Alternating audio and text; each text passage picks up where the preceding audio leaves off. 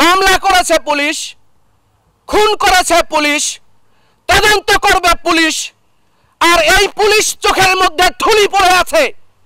সারা পৃথিবীর মানুষ যা দেখে বাংলাদেশের পুলিশ তা দেখে না। বাংলাদেশের অনেক রাজনীতিক, প্রবীণ রাজনীতিক যারা চোখে দেখে না। আমরা কোথায় যাব? আমরা কার কাছে যাব? আমরা কার কাছে বিচার প্রত্যাশা করব? আবু সাঈদের মৃত্যু নির্মমভাবে হয়েছে, হাজার হাজার মানুষ দেখেছে, কোটি কোটি মানুষ দেখেছে।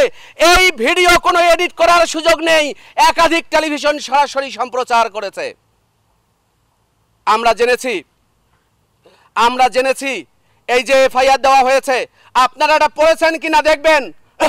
এই বিশ্ববিদ্যালয়ের মাননীয় উপাচার্য অধ্যাপক হাসিবুর রশিদ স্যার যখন বাসায় ছিলেন, তখন তার বাড়ি পুড়ে দেওয়ার জন্য যে আয়োজন করা হয়েছিল সেটি আর এক বিভীষিকাময় বাস্তবতা তৈরি হতে পারত।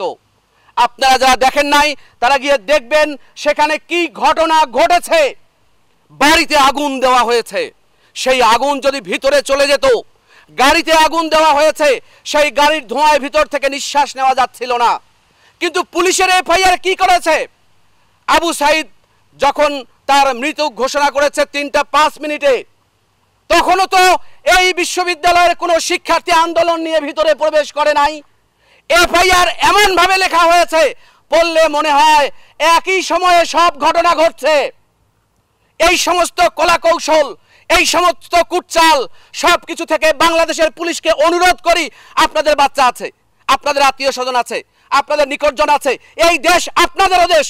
1971 সালে মহান মুক্তিযুদ্ধে রাজারবাগে কত গোলাগুলি হয়েছে, কত পুলিশ জীবন দিয়েছে, আপনারা কি সেগুলো স্মরণ করেন না? আমরা আজকে যারা মহান মুক্তিযুদ্ধের কথা বলি, 30 লাখ মানুষের জীবন বিনিময়ে যে বাংলাদেশ হয়েছে, আমার কোনো নৈতিকতা বোধের দরকার নেই, কোনো ধর্মীয় চিন্তার দরকার নেই। এই ভূখণ্ডের যে মানুষ চিন্তা করবে 30 লাখ মানুষের প্রাণের বিনিময়ে একটা বাংলাদেশ হয়েছে, এই বাংলাদেশের কোনো পুলিশ নির্মমভাবে কাউকে গুলি করবে না, কোনো পুলিশ কাউকে নির্দেশ দেবে না গুলি করবার জন্য। আমরা কি দেখছি? মুখে আমরা যত মুক্তিযুদ্ধের চেতনার কথা বলি, এই চেতনা যখন বাণিজ্যে পরিণত হয়েছে, এই চেতনাকে ব্যবহার করে যখন আমরা নানান সুযোগ সুবিধা ভোগের ক্ষেত্র প্রস্তুত করেছি, তখনই গণমানুষের মধ্যে তৈরি হয়েছে নানান রকম ক্ষোভ। আমরা আমাদের এই ছাত্রদের মনস্তত্ত্ব বুঝতে ব্যর্থ হয়েছি, আমরা আমাদের শিক্ষার্থীদের দাবি দেওয়া বুঝতে ব্যর্থ হয়েছি। এই দায় আমাদেরকে বহন করতে হবে, এই দায় বহন করে সুষ্ঠু সমাধানের পথ নির্দিষ্ট করতে হবে। তা না হলে আমরা যে বাংলাদেশের দিকে এগিয়ে যাচ্ছে যেদিকে, সেটা কোনো সুস্থ বাংলাদেশ নয়, এটি একটি অসুস্থ বাংলাদেশ। ঠিক 16 তারিখ যখন এই ঘটনা ঘটেছে, 17 তারিখেই এই বিশ্ববিদ্যালয়ের শিক্ষক অবস্থান কর্মসূচি করেছে, মানববন্ধন করেছে, পদযাত্রা করেছে, এবং তারপর যদি কারফিউ ছিল, বাস্তবতা ভিন্ন ছিল, সে কারণে কর্মসূচিতে ধারাবাহিকতায় ছেদ পড়তে পারে। কিন্তু শুরু আজকে নয়, আমরা 17 তারিখেই এই প্রতিবাদ শুরু করেছি। আপনারা এসেছিলেন, সেটা গণমাধ্যমে সেটা প্রচারিত হয়েছিল। কিন্তু আমরা বলতে চাই আমাদের শিক্ষার্থীদের জন্য, সারা দেশের শিক্ষার্থীদের জন্য আমরা বলতে চাই, সেটা হচ্ছে যে ভাবতে হবে যে কোন দিকে আমরা হাঁটছি। আর একটা মানুষের মৃত্যু নয়, আমরা কি দেখেছি? আবু সাঈদ মারা গেছে, আর আবু সাঈদের যে গুলি করেছে, সেই গুলি ছোড়া পুলিশকে ধরা হয় নাই।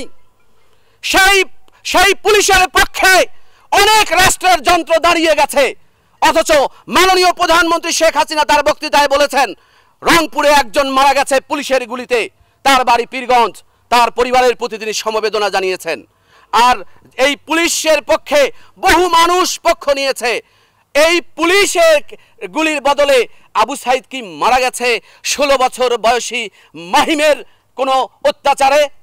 মাহিম 16 বছর বয়স, পুলিশ লাইন্স স্কুল অ্যান্ড কলেজের ছাত্র, তাকে পূর্ণ বয়সকে দেখিয়ে 19 বছর বয়স দেখিয়ে কারাগারে পাঠানো হয়েছে।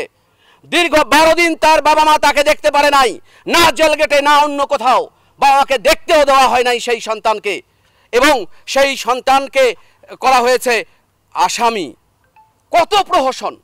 আমরা আর কত মিথ্যার পথে হাঁটতে থাকবো? আমরা এই পথ হাঁটা বন্ধ করতে চাই।